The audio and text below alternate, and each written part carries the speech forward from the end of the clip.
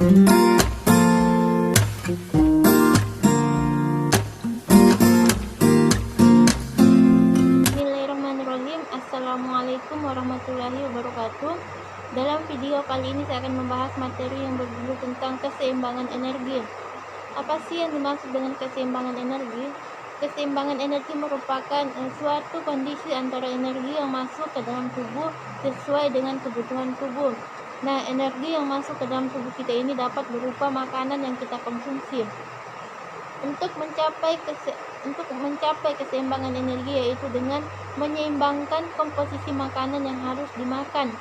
Untuk komposisi makanan yang baik itu sendiri yaitu 10-15% protein, 15-30% lemak, dan 55-77% dari karbohidrat.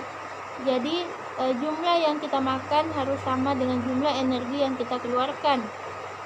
Keseimbangan energi seseorang ini dapat dicapai jika makanan yang dikonsumsinya dapat menghasilkan energi dalam jumlah yang sama dengan energi yang dikeluarkan.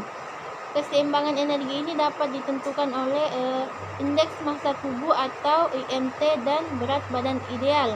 Sedangkan indeks massa tubuh atau IMT itu sendiri adalah ukuran yang digunakan untuk menilai proporsionalitas perbandingan antara tinggi dan berat badan seseorang. Indeks massa tubuh atau IMT ini juga sering digunakan dokter untuk menilai apakah seseorang tersebut kegemukan atau tidak.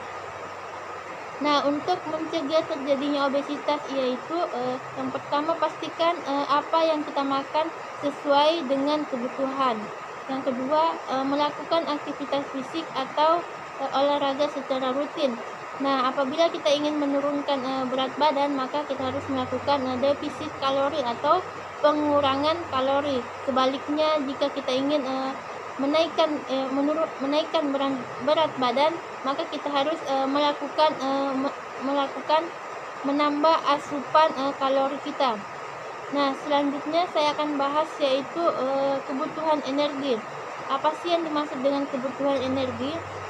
Pengertian kebutuhan energi menurut WHO atau WHO 1985, kebutuhan energi merupakan konsumsi energi yang berasal dari makanan yang diperlukan untuk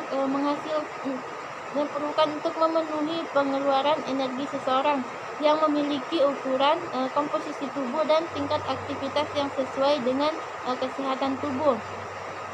Kepada anak-anak dan ibu hamil atau ibu menyusui, kebutuhan energi ini termasuk kebutuhan untuk pembentukan jaringan-jaringan baru dan sekresi ASI. Nah, kita berbicara tentang kebutuhan energi, berarti kita juga berbicara tentang pemasukan energi. Pemasukan energi ini merupakan energi yang dihasilkan selama oksidasi makanan. Sedangkan makanan itu sendiri merupakan sumber utama energi manusia. Dari makanan yang kita makan kemudian diperoleh secara kimiawi menjadi protein, lemak, dan karbohidrat.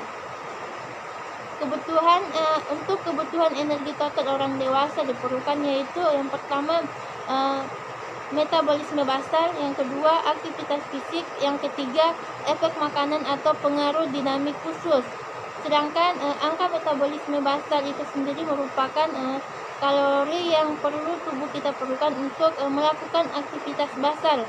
Sekitar 50-80% energi harian kita digunakan untuk menjalankan fungsi dasar tubuh.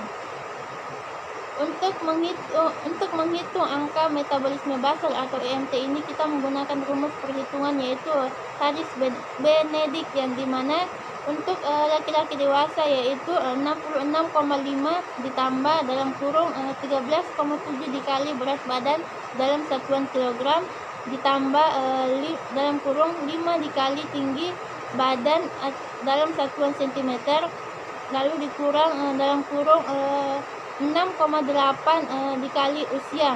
Nah, itulah rumus untuk menghitung angka metabolisme basal untuk laki-laki dewasa. Untuk perempuan dewasa yaitu 655 ditambah dalam kurung 9,6 dikali berat badan dalam satuan kilogram ditambah dalam kurung 1,8 dikali tinggi badan dalam satuan sentimeter, lalu dikurang dalam kurung 4,7 dikali usia. Nah, itulah rumus untuk menghitung angka metabolisme basal untuk perempuan dewasa. Sedangkan angka metabolisme basal ini dipengaruhi oleh beberapa faktor, diantaranya yaitu yang pertama jenis kelamin, umur, tingkat kesehatan, suhu lingkungan, suhu tubuh, aktivitas, kebiasaan merokok, serta keadaan hamil dan menyusui, dan sekresi hormon dan lain-lain. Untuk menghitung kebutuhan energi untuk aktivitas fisik, kita menggunakan rumus yaitu KE atau kebutuhan energi sama dengan faktor aktivitas dikali angka metabolisme basal atau AMB. Sedangkan rumus indeks massa tubuh atau IMT ini kita menggunakan rumus yaitu IMT sama dengan berat badan dalam kilogram dibagi dengan tinggi badan dalam satuan meter, dikali lagi dengan tinggi badan dalam satuan meter. Itulah rumus untuk menghitung indeks massa tubuh IMT ini.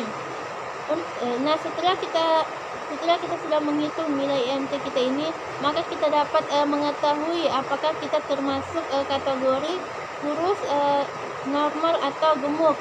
Untuk mengetahui kurus, kita termasuk kategori kurus, normal atau gemuk, yaitu dengan nilai IMT atau indeks massa tubuh 18,4 ke bawah, itu termasuk kategori berat badan kurang. Sedangkan 18,5 sampai 19,9 itu termasuk kategori berat badan ideal. 20 sampai 29,9 itu termasuk berat badan lebih. 30 sampai 39,9 itu termasuk kategori gemuk. Sedangkan untuk 40 ke atas itu termasuk kategori sangat gemuk.